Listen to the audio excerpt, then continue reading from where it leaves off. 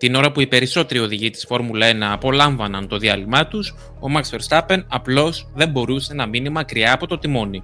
Κρυφά, με το ψευδόνυμο Franz Hermann, εμφανίστηκε στο Nürburgring οδηγώντας μια Ferrari 296 GT3 από τη δική του ομάδα. Η Ferrari έχει πουλήσει περίπου 200 τέτοια αυτοκίνητα σε ιδιώτες και η ομάδα του Ολλανδοβέλγου είναι μία από αυτούς.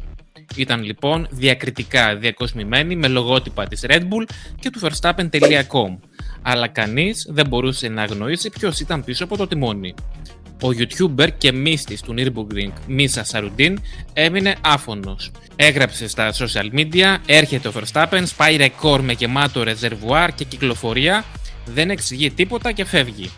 Ο Σαρουντίν είναι YouTuber, γνωρίζει το Nürburgring σαν την παλάμη του, αφού δούλευε για εταιρεία που πληρώνεις για να σε κάνουν μία βόλτα στην πράσινη κόλαση, ενώ στο κανάλι του ανεβάζει βίντεο με γύρους που κάνει με τα δικά σας αυτοκίνητα. Έχει πει μερικές βλακίες στο παρελθόν για να μεγαλώσει το κοινό του και αυτή ήταν μία από αυτές. Αν πραγματικά ο Verstappen έσπασε ρεκόρ είναι κάτι που μέχρι και τώρα κουβεντιάζεται στα social media, αλλά αυτό το βίντεο θα βάλει τέλος στις ανοησίες των αμόρφωτων fanboy. Μερικά πράγματα σήμερα να ξυπνήσει ο κόσμο. Σύμφωνα με πληροφορίες από το Daily Sports Car, που είναι η μοναδική πηγή σε όλον αυτόν τον ψεύτικο χαμό που δημιουργήθηκε ότι τάχα μου ο Verstappen έκανε ρεκόρ, ο καλύτερος χρόνος του Verstappen ήταν 7 λεπτά και 56 δευτερόλεπτα.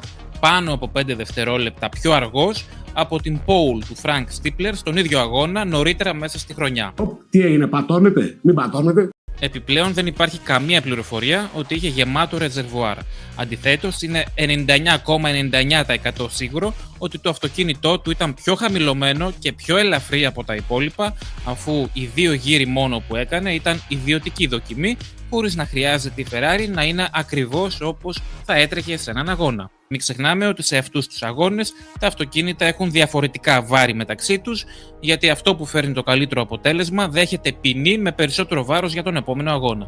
Άρα λοιπόν ο Verstappen έκανε 5 δευτερόλεπτα πιο αργό γύρο με ένα πιο γρήγορο αυτοκίνητο. Κι όμως ο ίδιος ο Verstappen έχει δηλώσει ξεκάθαρα: το Nürburgring είναι μία από τις αγαπημένες μου πίστες. Ελπίζω κάποια στιγμή να αγωνιστώ εδώ με ένα πραγματικό αυτοκίνητο GT3. Μέσω συνεργασιών με τις 2C Motorsport και Emil Frey Racing, η ομάδα του συμμετέχει ενεργά τόσο στο GT World Challenge Europe, σε sprint όσο και σε αγώνες αντοχής, αλλά και στο απαιτητικό DTM. Και σύμφωνα με πληροφορίες, ο ίδιος ο Verstappen ενδέχεται να εμφανιστεί σε επίσημο αγώνα GT3 μέσα στους επόμενους μήνες. Δεν πρόκειται απλώς για μια περιέργεια του πρωταθλητή, είναι μια πορεία που χτίζεται μεθοδικά και ίσως μια πρώτη γεύση από το τι έρχεται μετά τη Φόρμουλα 1.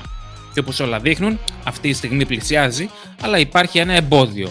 Δεν έχει αγωνιστική άδεια και γι' αυτό το λόγο βρέθηκε εκεί το Σαββατοκύριακο για να κάνει 2 γύρους προκειμένου να χτίσει τα χιλιόμετρα που χρειάζονται για να πάρει άδεια. Παρά την τεράστια εμπειρία του στη Φόρμουλα 1,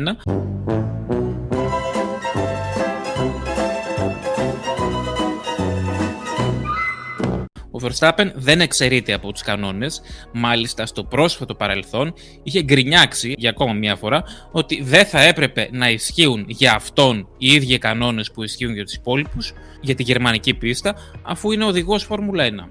Ο σχολιαστής των αγώνων Φόρμουλα 1, ο γιος του Μπράντλ, ο Άλεξ Μπράντλ, όπου εδώ να μου επιτρέψετε ότι μέχρι και στον σχολιασμό Φόρμουλα 1 βλέπετε ότι παίζει ρόλο ποιος είναι ο μπαμπάς σου, εξήγησε λοιπόν ο γιος του Μπράντλ ότι για να αποκτήσει την περίφημη DMSSB-A άδεια πρέπει να τρέξει σε 2 αγώνες των 14 γύρων με ένα αυτοκίνητο χαμηλής ισχύως, αντίστοιχο με ένα αποδυναμωμένο Porsche Cayman. Και δεν υπάρχει καμία εξαίρεση. Όπως και ο πατέρας του Άλεξ, ο Μάρτιν Μπράντλ, πρώην οδηγός F1 και teammate του Schumacher, έτσι και ο Verstappen πρέπει να περάσει τη διαδικασία σαν όλους τους άλλους. Μπορεί σύντομα να τον δούμε να οδηγεί μια BMW ή μια Porsche σε επίπεδο club spec, δηλαδή όχι επίσημα προετοιμασμένο αγωνιστικό αυτοκίνητο, αλλά στο επίπεδο ερασιτεχνικών συμμετοχών μιας λέσχης. Παράλληλα, ο Verstappen δεν έχει ξεχάσει τον όνειρό του να τρέξει κάποια μέρα στο Le Mans, ενώ ο Φερνάντο Αλόνσο έχει πει ότι θα ήθελε να τρέξει μαζί του, να μοιραστούν δηλαδή το ίδιο αυτοκίνητο. Αφού ο πατέρας του, ο γιος Verstappen, δεν σκοπεύει πια να συμμετάσχει σε αγώνες,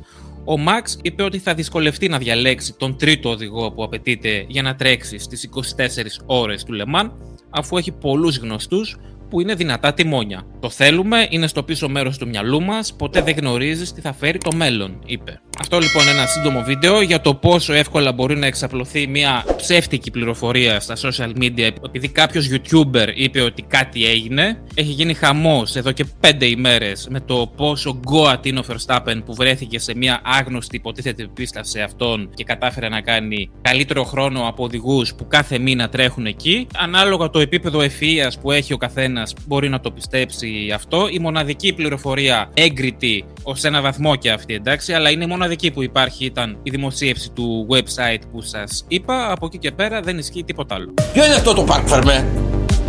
Δεν τρέπεστε λίγο? Τι είστε εσείς?